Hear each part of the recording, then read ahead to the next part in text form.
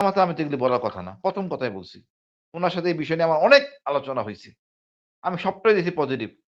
যত সহজে কথা বলা যায়, মনির ভাই একটু বলি, যত মানে ভাই যত সহজে কথা বলা যায়, অত সহজে কাছেও যাওয়া যায় না আপনাদের আমিরের, অর্থাৎ তারেক ভাইয়ের। আমি এমন শিক্ষা পাইছি, খালেদা জিয়ার দোয়া মাহফিলে গেছিলাম, যে উনি মনে হইছে যে প্রধানমন্ত্রী না হওয়ার আগেই প্রধানমন্ত্রী। জামাতে আমি দীর্ঘ এই ১.৫ বছর এবং জেলখানাতে জামাতে আমিরের সাথে আমরা একসাথে ছিলাম। আমি কিন্তু উনার ভাষা মধ্যে অশালীন কোনো শব্দ কখনো দেখি নাই। সত্য কেউ বলতে পারবে কিনা জানি না। এবং আমার ভাষাই অনেক সময় অশালীন হয়ে যায়, চরম অশালীন হয়।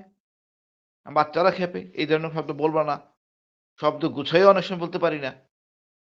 বাট জামাতের আমির আমি কখনো দেখি নাই। লজ্জা পাওয়ার কিছু নাই। উনি করেন সারা জীবন ভারতের বিপক্ষে কথা বলি।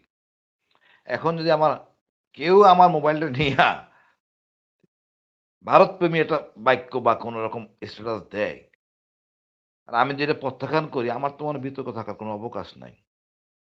আমার চরিত্রের সাথে যায় না, আমার বয়ানের সাথে যায় না। জামাতে আমিরকে ভাই আমি কিন্তু ভাই র‍্যাবে ছিলাম অনেক বছর। গোয়েন্দাতে ছিলাম। আমি প্রত্যেকটা শব্দ, চোখ মোটামুটি রিড করতে পারি। যে আসলে লোকটার মনটা কি? আমি দীর্ঘ এই ১.৫ বছর এবং জেলখানাতে জামাতে আমিরের সাথে আমরা একসাথে ছিলাম। আমি কিন্তু উনার ভাষা মধ্যে অশালীন কোনো শব্দ কখনো দেখি নাই। সত্য কেউ বলতে পারবে কিনা জানি না।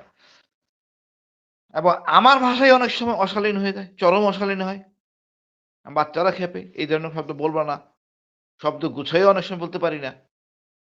বাট জামাতের আমির আমি কখনো দেখি নাই। লজ্জা পাওয়ার কিছু নাই। উনি একজন ডাক্তার। কোন আমলে ডাক্তার? যে আমলে ডাক্তার ১ম ছাত্রদের মধ্যে ১ম চয়েস থাকে এবং যারা চয়েস থাকলে হবে না।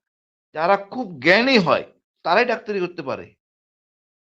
তো এটা আমি মনে করি দলের জন্য এটা গর্বের। একজন ডাক্তার পাওয়া গেছে, এমবিবিএস ডাক্তার উনি এবং ওনার পুরা ফ্যামিলি ডাক্তারের পেশায় জড়িত। অশালীন বক্তব্য উনি বলছেন আমার বিশ্বাস হয় না। উনারা তো জাস্টিফাই করতেছেন। এটা সাধারণভাবে বোঝা উচিত। এটা নিয়ে আসলে যত বিতর্কে জড়াবেন, যত বিতর্কে জড়ানো হবে, এটা কিন্তু বিপক্ষে যাবে। তো লোকজন কিন্তু বুঝতেছে, বুঝে এই লোকটা দিয়ে কথা হবে না। যেমন আমারটা নিয়ে বললাম। আমি ভারতের পক্ষে কোনো কথা বললে কেউ মানবে না। এটা ঠিক না। এই কোথাও গ্যাঞ্জাম হইছে। সেদিনকে আমার একটা পোস্টের পর আমার একদিনে ২ বার হ্যাক হইছে। তো অনেক কিছুই চলে গেছে। আমার লোকজন কমপ্লেইন করছে, "ভাই আপনি হ্যাক হইছে দেখেন।" এটা হচ্ছে। আর কথা হলো লোকটার প্যাটার্ন কি? ভাষা বা কি বলছে এতদিন? আমি অন্য দলের অন্য সদস্যদের কথা বলব না। জামাতের আমিরের ব্যাপারে বলব, সে তার মুখ দিয়ে কোনো অশালীন শব্দ, অরুচি শব্দ ব্যবহার করেন না। মেয়েদের ক্ষেত্রে মেয়েদের ক্ষেত্রে মা উনি সবসময় বলেন। নারী নিয়ে উনাদের যেহেতু অর্গানাইজড ওইভাবে দৌড়ের উপরে ছিল। নারী সংগঠন আছে বাট হয়তো যেটা বললেন প্রধানমন্ত্রী বা অন্য কিছু। প্রধানমন্ত্রী হইতে হবে কেন? কত কাজ আছে আমাদের। আমাদের নারীদের ঠিকমতো ওই নজরুল বলে গেছে, উন্নয়নে যা হইছে অর্ধেক করছে নর, অর্ধেক করছে নারী। জামাতা আমির এটা কিন্তু ভালো বুঝে। আপনারা দেখবেন যদি তারা ক্ষমতায় যায় বা কোনো দপ্তরে যায় বা মানে জোটের সরকার হয়, তারা তার সফলতা দেখাবে। বাট আমি এই যে মনে করেন এই কাদা ছিঁড়ে, ছিঁড়ে গিয়ে বর্তমান যুগে এটা খুব দুঃখজনক। এটা পরিষ্কার হয়ে যায় কার স্বার্থে এটা ব্যবহার হইতেছে।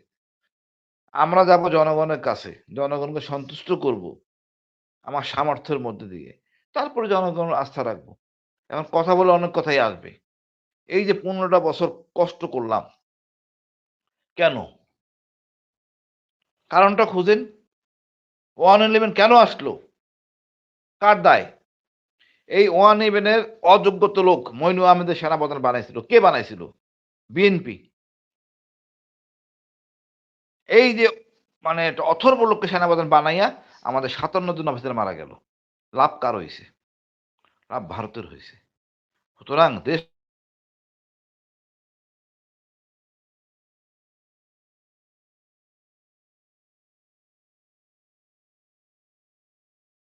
হাসিনুর রহমান শুনতে পাচ্ছেন আমি আপনাকে।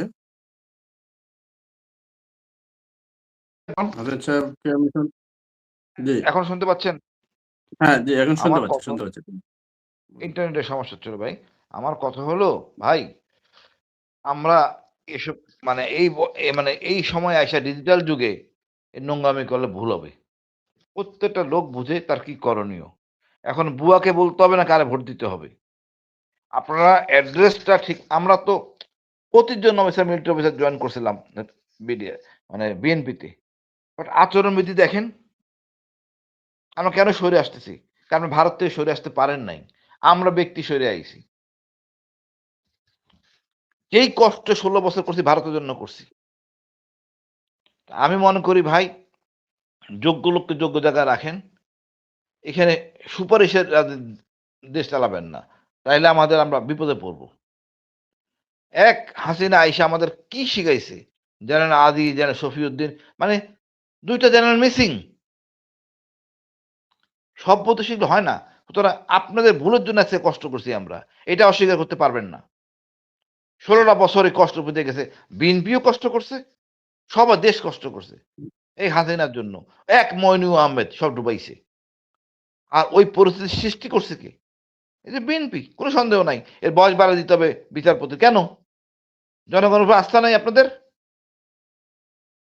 এখনো অনেক কিছু শোনা যায়। আমরা এগুলো বলতে চাচ্ছি না। আমরা বলি জনগণের উপর আস্থা রাখি। আমরা দেখি না কি হয়। জনগণ যারা ভোট দিবে তাকেই আমরা সম্মান করব। এটি হওয়া উচিত মানে আমাদের দর্শন। আমাদের সচিবদের উপরে বা আমলাদের উপরে কোন আস্থা আমাদের নাই। পুলিশ যথেষ্ট মানে যথেষ্ট প্যারার মধ্যে গেছে এই ১.৫ বছর। সেনাবাহিনীও কম না। অনেক। এই অনৈতিক আদেশ শুনতে যাইয়া বাধ্য হইয়া মূল জায়গায় ডক্টর ইউনূস কোন সমস্যার সমাধান করেন নাই। আগামীতে আমরা চাইব আগামীতে কিন্তু এই আমলাদের পালা। এই নির্বাচনে যে আমলারা ফাইজলামি করে কেউ ছাড়বে না। কেউ ছাড়বে না। আমি সিওর পুলিশ বলেন, আর্মি বলেন নিরপেক্ষ ডিউটি পালন করবে। আমাদের সুযোগ আছে। আমলারা এবার ছাড়া পাবে না। কারণ আমরা চাই জনগণের যা চায়, যেভাবে ভোট দেয় তারা দিবে, সেইভাবে ফল হবে। এত কিছু বলার পরও আপনি বলতেছিলেন ভাই বললেন না মনির ভাই, না দাঁড়ান ভাই। মনির ভাই বলল হ্যাঁ ভোট নেয়া নজরুল ভাই বলছেন। Very good. তো অন্য অন্য এমপিরা হাফিজ স্যার তো দেখছি আমি বলে বেড়াইতেছে না ভোটের পক্ষে। কেন? তো নিয়ম কানুন চেইন অফ কমান্ড কি কাজ করে না? কেন তারেক ভাইকে এসে এখন বলতে হবে হায়? আগেই যখন নজরুল সাহেব বলছেন, এখন বলতে হবে কেন? কারণ আপনাদের লোকেরাই এগুলি প্রচারণা করছে, নাই ভোট দিবেন। এটা ঠিক হয় নাই তো। আমরা চেইন অফ কমান্ডটা দুর্বল। তারপরে বলব আমরা ভালো কিছু একটা আশা করি। ধন্যবাদ। আমি মনে করি ইনশাআল্লাহ জনগণ বিজয় হবে। জি। আচ্ছা জনাব হাসানুর আমি একটা বিষয় একটু আসি যে ছাত্রদলের যে বিক্ষোভ আজকে করেছেন বিশেষ করে বাম সংগঠনগুলো করেছেন ছাত্রদলের রাকিব তিনি বলেছেন জামাত আমিরকে সরাসরি ক্ষমা চাইতে হবে। এই পোস্টের জন্য আসলে জামাতের আমির ক্ষমা চাওয়াটা কতটুকু যৌক্তিক মনে করেন বা আসলে ক্ষমা চাওয়া উচিত আচ্ছা কিনা? ভাই, কোন কাজ উনি যদি বলেন আমি করি নাই, ক্ষমা চাইলাম, জিতবে কে? ক্ষমা চাওয়ার মধ্যে অপমান কিছু না। ক্ষমাতে মানুষকে অনেক উপরে উঠায়। বাট যে কাজ করে না তার জন্য ক্ষমা চাইতে উনি জাস্টিফাই করতেছেন। যে বঙ্গভবনের মেইল আসলে খুব স্পষ্টকাতর বিষয়। ক্ষমা চাইলে তাহলে বোঝা গেল যে আপনি ক্ষমা চাইতে বলতেছেন যে উনি অপরাধ করছে। জোর করে ঘাড়ে চাপাচ্ছেন। এটা আসলে ঠিক না। কেন ক্ষমা চাবে? আর বাম নিয়ে কেন এত সুড়সুড়ি আপনাদের? বাম তো আমাদের জন্য কাঙ্ক্ষিত বস্তু না, এলিমেন্ট না। এরাই আমার দেশের শত্রু। দেশটাকে এরা ডুবাইছে। কোন সত্য কথা বলে নাই। ভারতপ্রেমী হয়ে আছে এরা। আমি আসলে গত কয়েকদিন যাবৎ খুব ব্যস্ত ভাই। আইসিটির এই আয়নাঘর নিয়ে সাক্ষী দিতে ৫ দিন। অত প্রায় ১.৫ সপ্তাহ। খুব ওয়াকেবল না। মানে আসলে কি হচ্ছে বাট শুনছি এটা আমি ঘটনা আমার মেয়ে আমারে বলছে। বাট আমি খুব লজ্জিত। আমি মনে হয় জামাতে আমি তো এগুলো বলার কথা না। ১ম কথাই বলছি। উনার সাথে এই বিষয় নিয়ে আমার অনেক আলোচনা হইছে। আমি সবটাই দেখছি পজিটিভ। যত সহজে কথা বলা যায়, মনির ভাই একটু বলি, যত মানে ভাই যত সহজে কথা বলা যায়, অত সহজে কাছেও যাওয়া যায় না আপনাদের আমিরের, অর্থাৎ তারেক ভাইয়ের। আমি এমন শিক্ষা পাইছি, খালেদা জিয়ার দোয়া মাহফিলে গেছিলাম যে উনি মনে হইছে যে প্রধানমন্ত্রী না হওয়ার আগেই প্রধানমন্ত্রী। এটা কিন্তু ভোট বেশি দেয় না আর কমায়। লোকজন বিরক্ত হয়ে চলে গেছে। চেয়ার খালি ছিল। সাধারণ মানুষের কাতারে নির্বাচন করলে উনি কাঙ্ক্ষিত লক্ষ্যে পৌঁছতেন। আমি আরো বলি, এই উনার সাথে যদি বাবরকে রাখতেন, উনার পার্সেন্টেজ অনেক বাড়তো। উনি জনগণের পালস বোঝেন না। পুরা দেশ এন্টি ইন্ডিয়ান। এইটাই আপনাদের দল বুঝতে পারে নাই। এটাই আপনাদের চরম ব্যর্থতা। ধন্যবাদ ভাই।